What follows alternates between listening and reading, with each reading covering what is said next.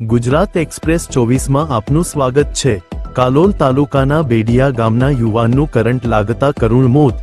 કાલોલ તાલુકાના બેડિયા ગામના રબારી ફળિયામાં રહેતા પ્રદીપ કુમાર ગણપતસિંહ ચૌહાણ આજે સવારે પોતાના ખેતરની મુલાકાત લેવા માટે ગયા હતા। ખેતરમાંથી પરત ફરી રહ્યા હતા ત્યારે મુવાડી વડવારૂ ફળિયામાં આવેલ અર્જુનભાઈ શનાભાઈ ચૌહાણના ખેતર પાસેથી પસાર થતા હતા।